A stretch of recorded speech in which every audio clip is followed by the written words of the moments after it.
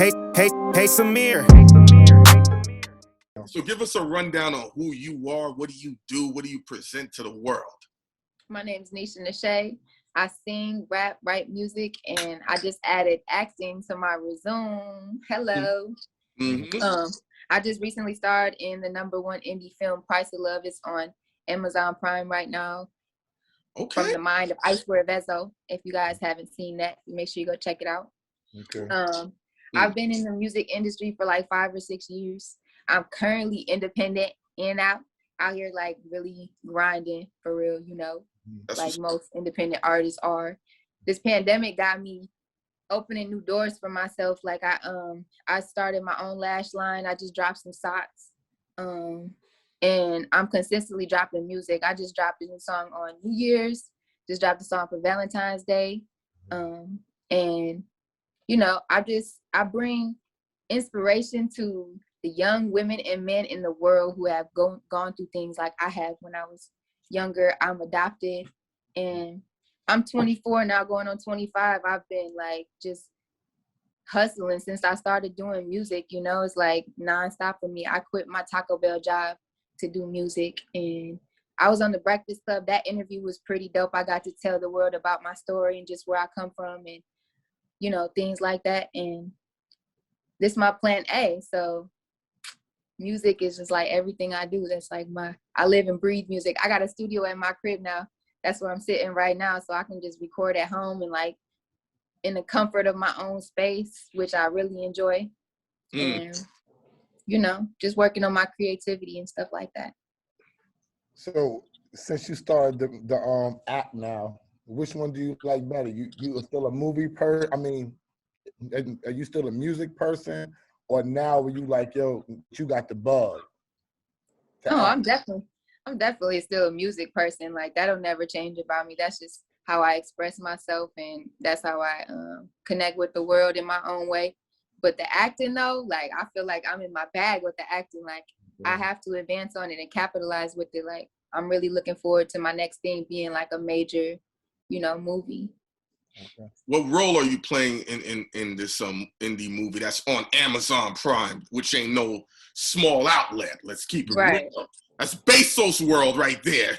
Right. It's really a big thing, and then for it to be #1 indie is like that's super major for me. But I played Jasmine in the movie. The movie is about Jasmine and her younger brother and how they kind of choose different paths in their lives, and you know, I can't really give too much away about the story because it's you know, it's that way.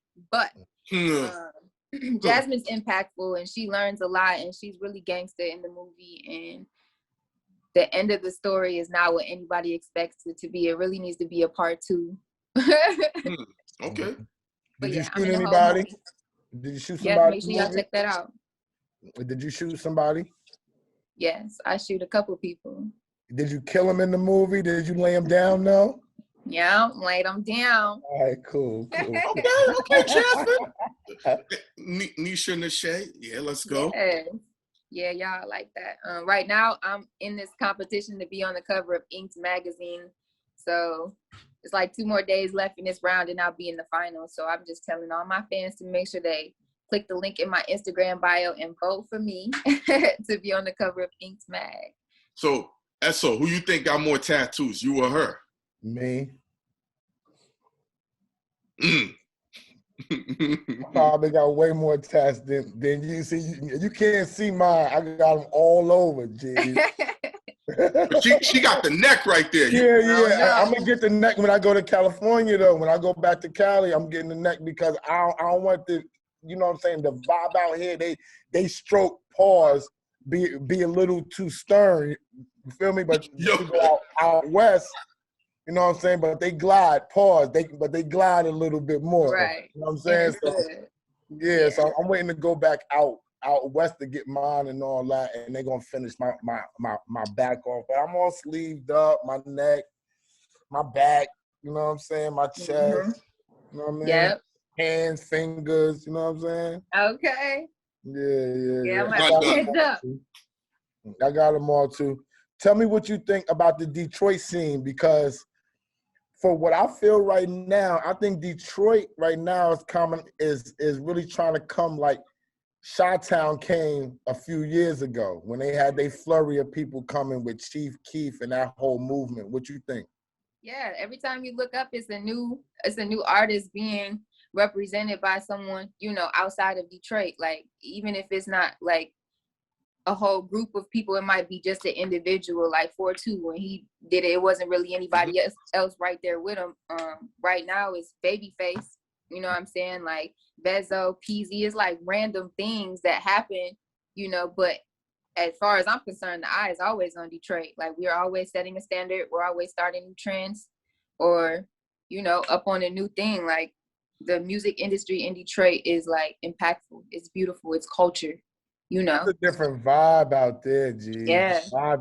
The vibe is way different. For a long time, if I just could really like jump in, I felt like Detroit was like Baltimore, meaning that y'all had a lot of dope people, y'all had a lot of talent, but when it came to like going major and bringing the business mind to it, niggas was just dumbing out. Like, like really just like, I'm not really getting this vibe, like, yo, this major music shit, and we trying to be like, yo, but this is what you need to do to go to the next level. And it was just always really some real hood shit going on, to the point that they never really could go major, you know what I'm saying? But it's good that you got people like Big Sean that has gone major, and he still fucks with the D.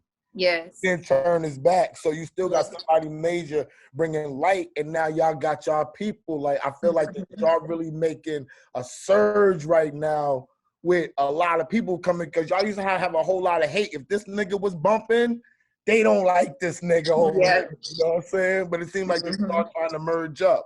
What happened?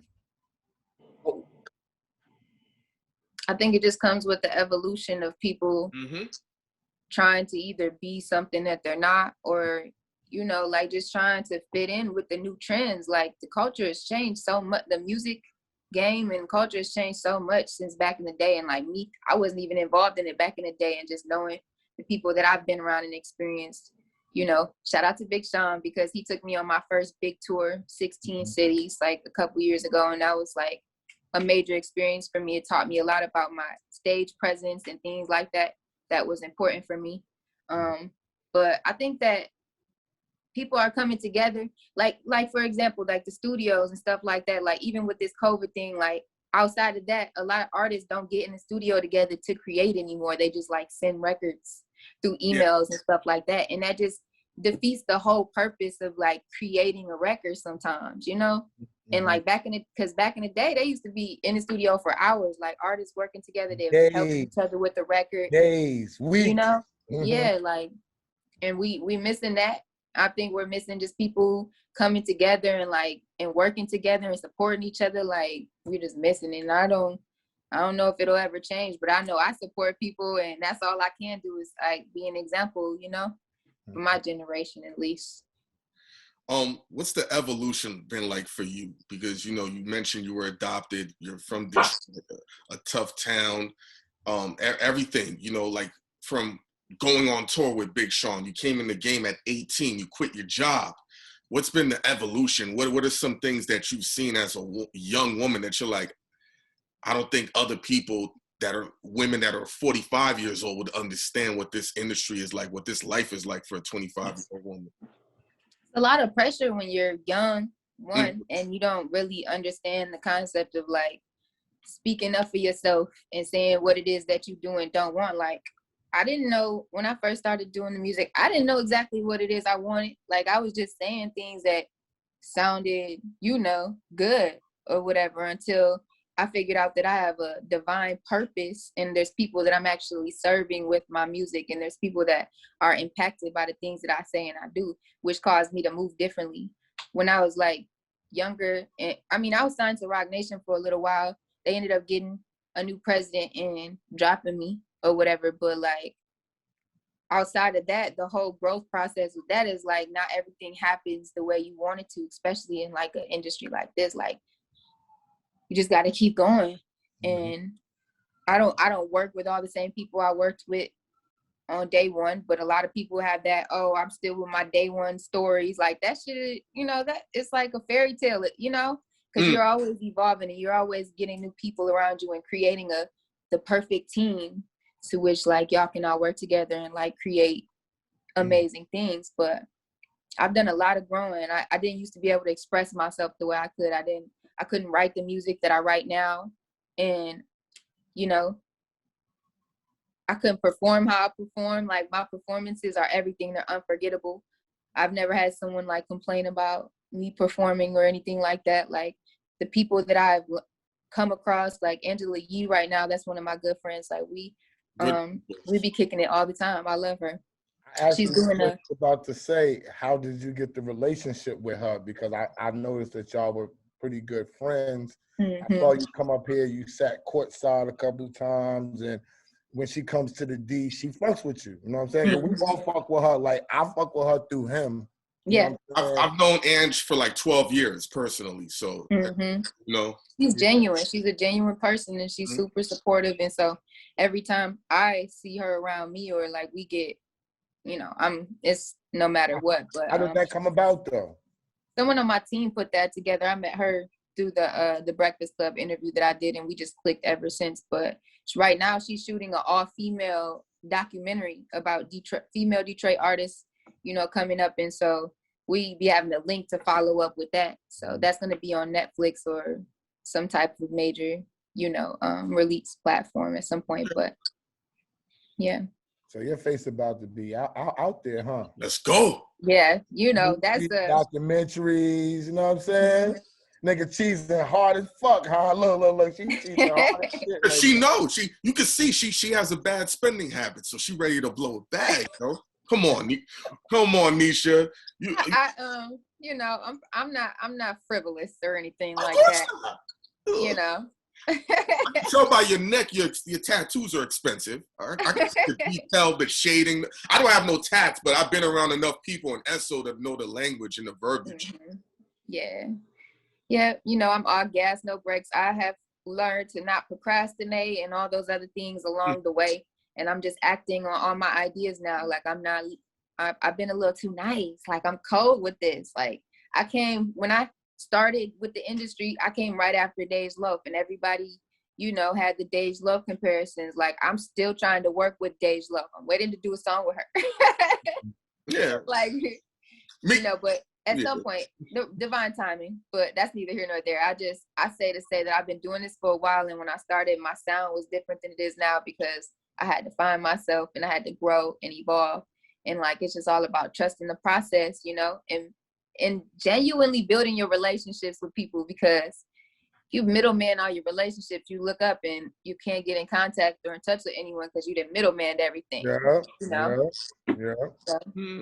You can't say that again, because you and ESO says that you can't middleman your relationships. Yeah, it's like, I mean, how can you get anything done if everything you do has to go through somebody else all the time? Like you have to learn to be a people person and be able to communicate with people and be a team, you know, a team player. Yeah, because I'm not really friendly and I don't talk to a lot of people, but when it comes to this work, I have no choice but to talk to people, learn how to relate to them, you know what I'm saying? Learn what they want, what they need, so you can give them what they want, so they can return what you need, blah, blah, blah. You know what I'm saying? Absolutely. What's next for you, though? What you looking towards? So, all right, listen, we know you doing movie documentaries. We know you writing songs and you dropping records, right? But what's next? Like, are you really trying to go towards radio or something? Are you gonna write a movie? Like, what's next for you that we're gonna see you on the platform at? For the things that I'm working towards and that I wake up daily and breathe for, you know, definitely gonna see me in a big movie. Definitely gonna see me in a big movie. Like that's in my plans. And you know, I haven't dropped an album ever. Okay. Now's the time. Now is the time for me to get in album mode and create and put out an album. I got one question for you. What's the money commandment that you live by? And meaning money commandment, something that you do to keep money in your pocket or flowing. Something I do to keep money in my pocket or money flowing. Mm-hmm. One money commandment. See, me, I choose to invest my money. That's how I look to keep the dough flowing. You know what I'm saying? And I used to think that saving money was good till the recession hit and I had all types of wild money saved and it still all ran out. So I realized saving money wasn't the key. So I don't tell people to save money. I tell them, yo, put some dough aside to get some money to make some money. So what's the money commandment that you live by? Do you have one? Well, what I learned about money, and I guess the commandment I would say I live by probably mindlessly, is that, you know, like being tight about money when you have to spend it for something that's beneficial for your life is where you don't make the money back. Like when you're able to spend it and know that this is like mine abundantly and it's going to come back to me tenfold, like that's when you make more money and the money is worth it, you know? So I guess my commandment is just like taking care of what I got, doing what I got to do so I can do what I want to do. There you go. I like that. Unite. You are ready for fucking TV, G's. I tell you, you come off the top of the dome, kid. Probably the pink hair. What's a crazy thing? This is my Valentine's look. I might stick with it for a little while. Nah, that shit cool. fire, yo. It's fire. I ain't gonna hold you. Thank you. Mm-hmm. What's something crazy you did in a relationship that made a dude be like, nah, this chick is crazy. Come on.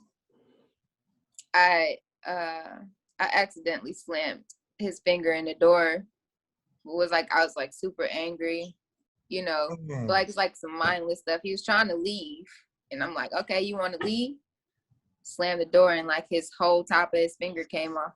Oh, man. You chopped a nigga's finger off. Not on purpose. No, it was an accident. Yo, you see how she did the... Oh, she is a killer, yo.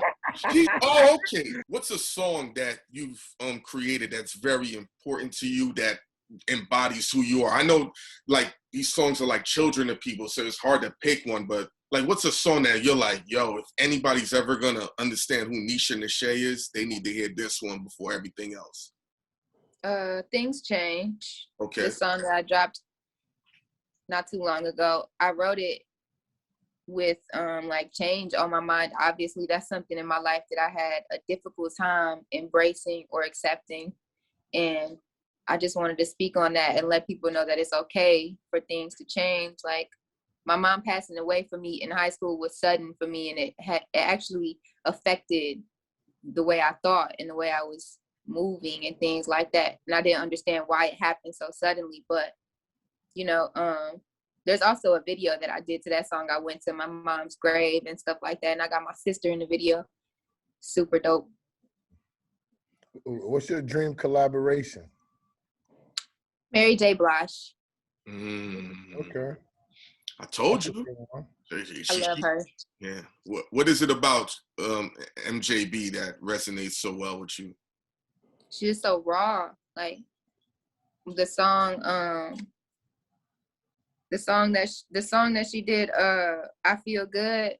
I don't know. I don't even know when she dropped it. It's just recent for me, but that's the song that I listen to the most. And she is just like, she's like mom to me. I don't know. I love how she represents the way she feels, and you know, she never had to do too much. Yeah, Mary's cool.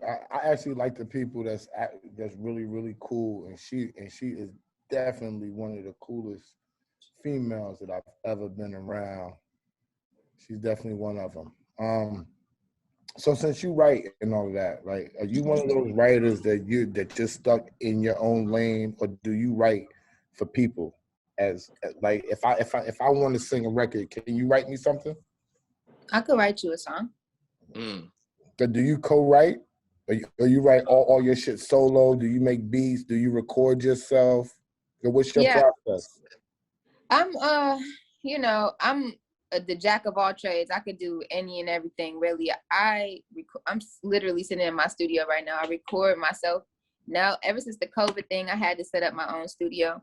I have co-written for people before. It's not really something that I just like do. It's like But yeah, like I record myself, and I'm not really into mixing yet. I'm still learning that part of everything, but yeah, you know, write my own music. I work with writers, but I know how to write. I'm a dog ass writer. Like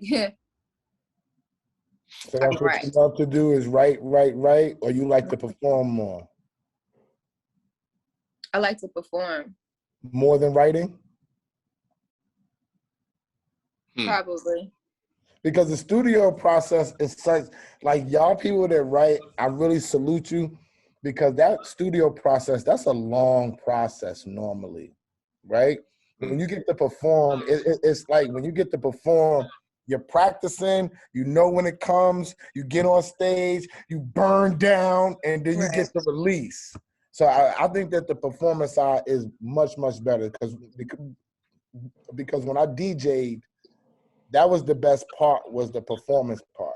That you get to go on for 2 joints, burn down, rock out, fraternize, put people in a big vibe, and then go on home.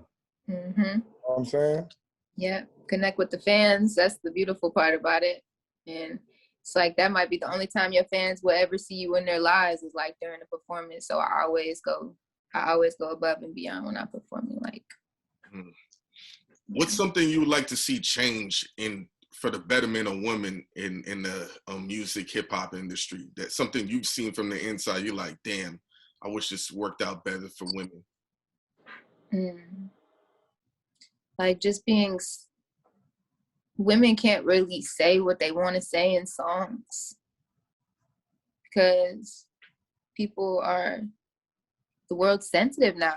Like the world has gotten really tight. Like certain things that women want to express or like say or whatever is like super judged, and like they're trying to cancel you for certain stuff, you know? And I don't think music should be like that. I mean, like, I couldn't even give an example right now. The last example would be like the Danny Lay song. I knew you was gonna say that. I swear to God. I feel for her on that, you know, only because like women have flaunted or appreciated or whatever they wanted to call it in their songs about their skin color before she ever did it. But before she come to claim that the man that whatever she's messing with, it's music. It shouldn't matter. It's music. You feel me? Like, what are they doing? It's like they're making it hard for people to fully express themselves. Like, music is music. People talk about the craziest stuff in music. Like, I felt bad for her to have to feel like she was wrong, I guess, you know. I could see if it would have been her, like, blatantly, like, in it. Red Bones is better. Red Bones is better, and y'all are trash. And you know what I'm saying? Thank you. Like, that's different. I mean, in that whole situation, the part that kind of shocked me was, and I ain't gonna name no names because this is a platform, but the women that were speaking out against her, I thought Hynaken was like, how's she gonna say? Her too? Come on, B. Like, you know what I'm saying? And I'm not no fan of nobody. I'm not no Danny Lay fan. We don't got a relationship. We never talked. We met each other years before people even knew her. You know what I'm saying? So it's not about no fanfare type of thing, but it just gets to a point that people got to be able to say what they want to say. Even the racist people, I don't be bothered by that. That's how you really feel, dog. Like, I know you feel that way. Go ahead and spit your venom, because when I come back and spit my venom, I don't want you saying nothing to me. You know what I'm saying? Because when I'm coming for the jugular. I ain't coming halfway. I'm coming to out you. You know what I'm saying? So say what you got to say.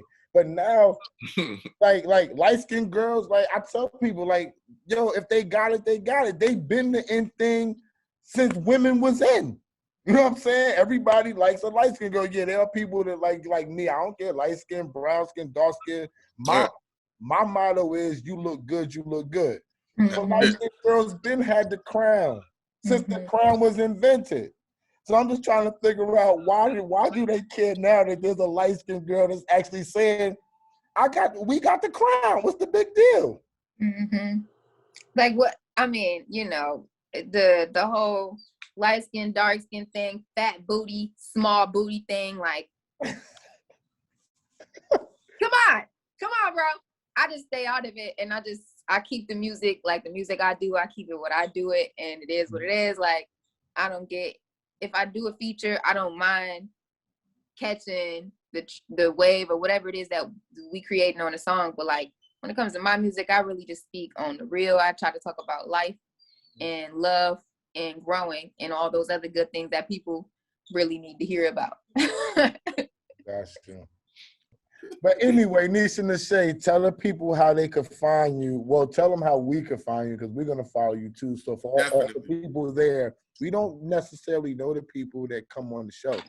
We actually meet them on the show for the first time. So when they cool, you know, we follow y'all, try to, you know, keep supporting y'all, put y'all on the stories and all that, sing you music. Like, it's about building with us. It's not just one and done. You know what I'm saying? What she said, no middleman. No middleman. There you go. So tell us and the rest of the people how they can find you, your music, whatever platforms you want, etc. Everyone can follow me and check me out on all social media at Neisha Neshae. It's NeishaNeshae. And when you get a chance to, make sure you get on Amazon Prime and check out the new film, Price of Love. Super dope film. Get some popcorn, you know, watch it with your side chick, whatever. Damn, I like her. See, she got that toxic talk already.